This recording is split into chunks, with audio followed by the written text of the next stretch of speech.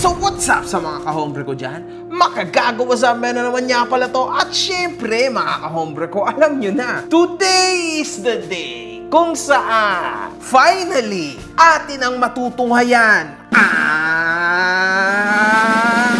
the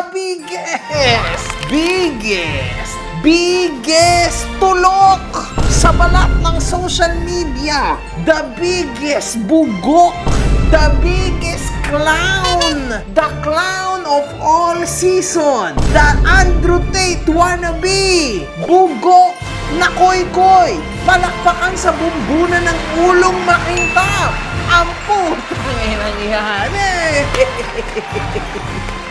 Hinahanap mo ba ako sa Facebook? I-follow mo na ako. Eto ang page ko.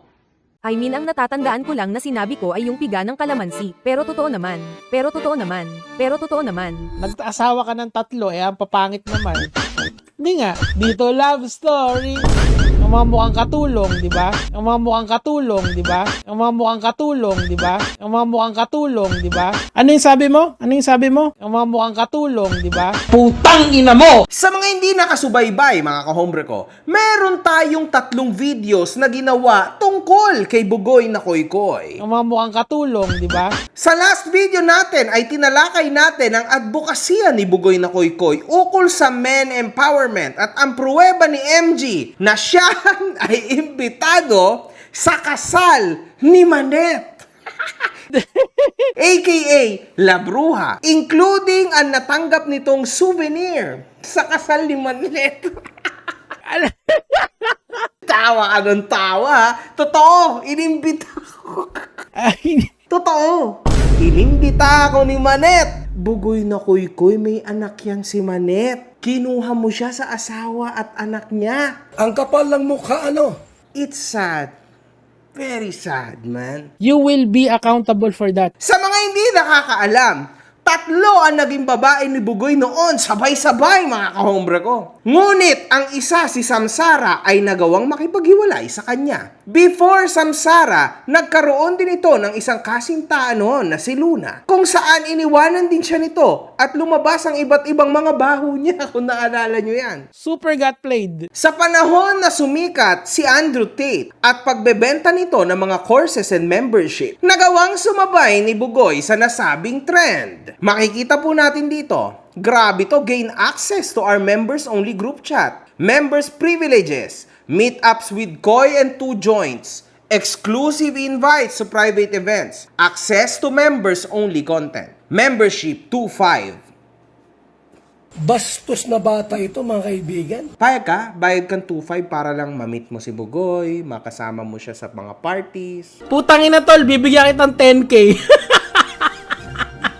Okay lang ba sa'yo yan, ha? Sayang ka ng 2.5 for this guy, for this type of mentality? Of course. Yung tipong 3 wives, pasok yun.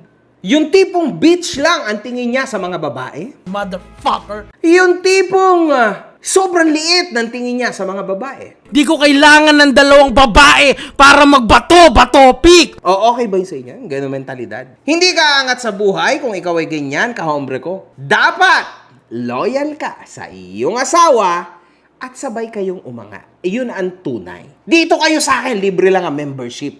Maging kahombre lang kita, libre. Promise. Sino bang linoko mo dyan, MG? Nagkaroon po ng isang post si Bugoy na Koy-Koy ukol sa akin at dito sa isang babae. Hindi ko kilala anong pangalan nito. Hindi daw kuno ito ang official social media account ni Bugoy. But trust me, eto yon. Ayan po, legit yan. Yan talaga ang kanyang social media account. Siya din ang nag-handle niyan. Trust me, man. And I understand that. Hindi po ganun kalaki ang 2 joint or si Bugoy na kakailanganin niya ng admins. No. Siya din yan. Saan mo nakuha yung information na yan? Pinaka-cheap na paraan para magka-clout, gamitin ang pangalan ng iba. Ang hindi niya na siya kailangan bayaran. Tama, Bugoy. Palakpakan ang putang inang yan. Siyempre naman, kailangan mo talagang gamitin ang pangalan ng iba para sumikat ka sa mundo ko. sa commentary world. Yes, kailangan mo yon. Ngayon, Bugoy, sa mundo nyo, sa hip-hop, ganun din ang ginawa ko noon. Ginamit ko rin ang pangalan nyo na mga sikat para umangat ako. Ganun talaga, Bugoy. Kasi bawat space sa mundo natin or sa mundo ng social media na iniikutan natin, kailangan yung ma-fill up. And unfortunately, yun ang pwesto ni MG. Wala tayong magagawa doon. But I am trying my very best na makapagbigay sa mga tao ng moral lessons and awareness. Ngayon ngayon. Hindi yung nakaraan. Sawa na rin ako magpaulit-ulit sa nakaraan. Diyos ko, tama na. Diyos ko naman, MJ, ang tanda-tanda na natin. Kung sarili mo lang ang topic tapos hindi mo kayang kumuha ng atensyon, ibig sabihin hindi ka talaga interesting na klase ng tao. Well, ako, Bugoy. Kasi sa akin to eh. Sa akin talaga itong post na ito, mga kahombre ko ha. Well, ako, Bugoy, nagamit ko sarili ko. Dinis ko sarili ko, distract. Tapos ginawa ko rise and fall ang sarili ko. Medyo kakaiba ako, Bugoy ha. Hindi ako tulad ng iba, okay? Medyo kakaiba yung takbo ng utak ni MJ. Lahat talaga nagawa ko na. So, yun, nagamit ko din naman ang pangalan ko. And nagamit din nila ang pangalan ko, lalo na nung natulfo ako, pag may issue ako, tinitira din ako ng kung sino-sino, di ba? Not really. Hindi siya pasok kay MG. Alam mo yun, man. Naintindihan mo ba? Kaya karamihan sa mga desperado sa clout, puro bash sa malalakas. Bash is a very stupid word nowadays. Kasi mga kahombre ko, uulitin ko, this is for awareness and real talk lang.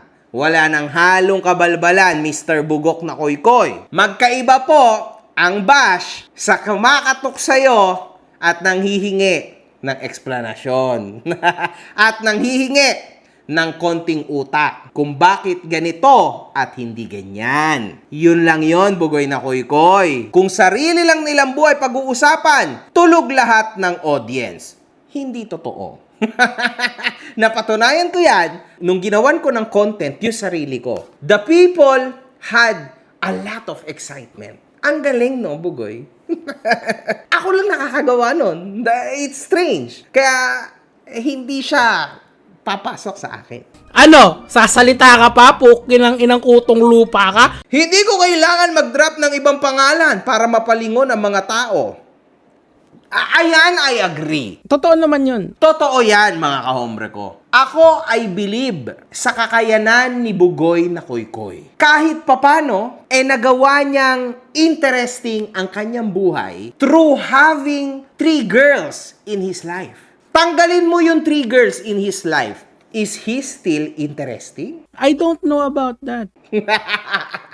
Oh, di ba? Kaso hindi mo siya pwedeng tanggalin, yung triggers. Kasi yun na yung bumubuo sa karakter na binuo niya sa Sockman. Pero kung kanta, actually yes. Marami rin ako mga gusto niyang kanta. Tulad nung, Dati ayaw niya sa akin ata yun. And now she wanna fuck. pero matagal na ata yung kanta na yon, mga kahombre ko. Hindi ko alam yung mga bago niyang kanta. Pero yun, gusto ko yun. Yung Astig, maganda rin pala yun. Yung kasama niya si Flo G. Nagte-trending yan. Pero the rest, hindi ko na masyado trip kasi sobrang paulit-ulit lang yung flow niya. Pero very original si Bugoy. I respect his talent. Kasi mga kahombre ko, ulitin ko sa inyo, bilang rapper ka, pag rapper ka, man, you understand. Lalo na pagka meron kang idea kung paano gumawa ng kanta, paano ilapat yung verses mo sa beat, magkakaroon ka ng respeto sa kapwa mo na rapper. Alam niyo yun, na talagang nagbigay ng effort. Yung talent, mga kahombre ko, hindi natin kahit kailan yan pwedeng siraan, banatan, because everybody has his own. Bawat tao sa atin, mga kahombre ko, kunwari maging rapper tayo lahat dito, iba-iba ang ating mga flow. Iba-iba yung talent na binibigay sa atin ng Diyos. And I believe in that, mga kahombre ko. So, wala tayo sa lugar na may sabihin na masama or mag-comment ng something bad sa mga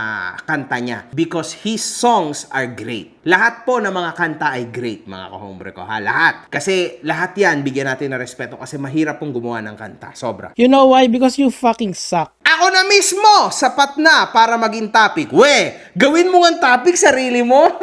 Try nga. Tingnan mo nga. Sige nga, Bugoy. Gumawa ka nga sa sarili mo. Rise and fall ni Bugok na koy-koy. Walang manood ha? Ikaw talaga. At para sa mga uhaw sa clout, masarap talaga akong gawing content.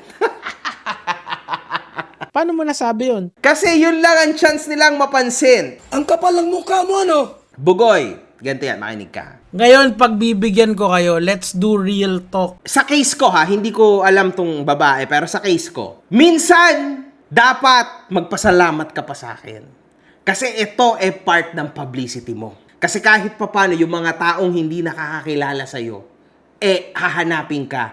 At malay mo, tsumamba ka pa. Nagustuhan nila bigla yung kanta mo. Nakakuha ka ngayon ng fan.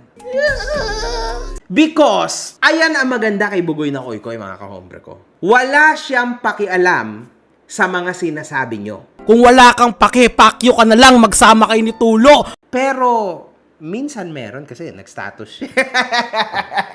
Hindi yun pala, kaya pala siya tahimik lagi. Eto pala yung gusto niya sabihin sa atin or sa akin. In this case, di ba? Baka maganda yung banat niya, mga kahombre ko. But sa isang banda, Bugoy na Koykoy deserves all the clout and hype na binild niya because it's not easy. What he did was not easy. Kasi una sa lahat, mga kahombre ko, yung ginawa ko kasi na daan, no, sa sarili kong karir ay mang-apak ng tao, manarantado ng tao, balasubasin kung sino-sino, tarantaduhin kung sino-sino. Noon, di ba? Para lang ako ay magkaroon ng pangalan. In fairness kay Bugoy na Koykoy, hindi niya po yan ginawa, mga kahombre ko. Ang ginawa ni Bugoy na Koykoy is gumawa siya ng sarili niyang pangalan sa sarili niya lang na galaw. So, lalo na, may negosyo din siya. Yung daily flight niya na negosyo na continues on growing too. May international na rin. So, yung mga idea niya works. Fine. Alam niyo yun? Saludo ako dyan sa part na yan kay Bugoy kasi kahit paano legitimate, wala siya talagang ginamit na pangalan. It was just him all this time. Crazy. Palakpakan sa bumbuna ng putang ina niya. Grabe to, mga kahombre ko. Yung sinabi niya na, kasi yun lang ang chance nila mapansin, well, hindi siya para sa akin, no? At the end of the day, kapag napansin ka ni MG, it's a win-win situation, usually, di ba? At least, nagkakaroon din ng interest yung tao sa'yo. Yun kung gusto mo, di ba? Gawin mong interesting ang sarili mo, ang lifestyle mo, para hindi mo na kailangan umangkas sa lakas ng ibang tao. Well, ako kasi, Bugoy na Koykoy, yung lifestyle ko is very, very boring. Kasi ako, sa diferensya mo, hatid sundo ako sa mga anak ko, nag-grocery ako, namamalengke ako, naggagawa ako ng content, may negosyo, may kung ano-ano pa akong ginagawa, napumunta ako sa magulang ko. Siyempre, Bugoy, alam mo yun, man. Ganun ang life ko. So, alam mo, i-video ko yun. Di ba? Ikaw, interesting life mo. Meron kang magaganda, sobrang gandang mga babae. 3, 4, 5 na mga kasama mo. Wala kang anak. Wala kang problema, Bugoy, di ba? So, you are living a single life? Alam mo yun? Wala kang anak, wala kang iniisip, wala kang responsibility. So, it's okay. Kaya interesting. Kahit pa paano yung life mo. Kasi, sabi mo nga, di ba? Gusto mo, buntisin sabay-sabay yung mga babae mo. Lods, anakan mo na sila. Kalma lang kayo, okay? Sasabay-sabay natin yan. Gusto ko magkaroon ng picture na lahat sila malalaki yung tiyan eh. Sabay-sabay. Gusto ko magkaroon ng ganung picture. Kakantuting. It's nice, di ba, Bugoy? Ganun lang yon. Sabi po sa comments, mga kahombre ko, totoo naman ang papangit na mga babae mo. Grabe ka naman. Ang mga mukhang katulong, di ba? Grabe, man. Sabi ko mag-comment, ha? Ang mga mukhang katulong, di ba? Ha? Mas matunog pa ang pangalan niya kaysa sa'yo. Mas mayaman din yan kaysa sa'yo. Paano naging pera-pera usapan dyan? Plus, totoo naman sinasabi ni Makagago about sa'yo, Tikas talaga ng mga kahombre ko. Ewan ko'y, gusto mo ba naman inormalize na dapat maraming babaeng karelasyon ng isang lalaki? What the F? Natural, may pupuna sa'yo. Well, ito, medyo matalino na to. Kawawa ka naman talaga in reality. Your views on women cheating and the way you assign value to others based on how they react to you, it's pathetic. You've confused entitlement for power and think money somehow earns you loyalty. But the truth, you're nothing more than a narcissist who sees people as tools to feed your fragile ego. Bigat. Mga squammy lang naman talaga nakaka-relate sa'yo, boss. No offense. Why me? So yun, mga kahombre ko. Ano bang masasabi ko dito? Para sa akin, finally, nag-break na ng silence niya si Bugoy na Koykoy. I'm happy. I know this is him. Siya to, mga kahombre ko. Yun lang, Bugoy. Well, I'm happy na napansin mo ako, man. Ha? Good yan. Good start. Ingat kayo lahat, mga kahombre ko. And wag nyo pong gagayahin ang mindset ni Bugoy na Koykoy. Putang ina nyo. It's totally shit. Promise, guys. Wag. Tadyakin kita eh. Maging loyal kayo sa partner nyo, sa asawa nyo, and you'll have a perfect life. Happy wife, happy life, happy girlfriend, happy life. Mahalin nyo inyong mga partners. And you'll be successful. One love. Good fucking vibes. Mga putang ina nyo kayo.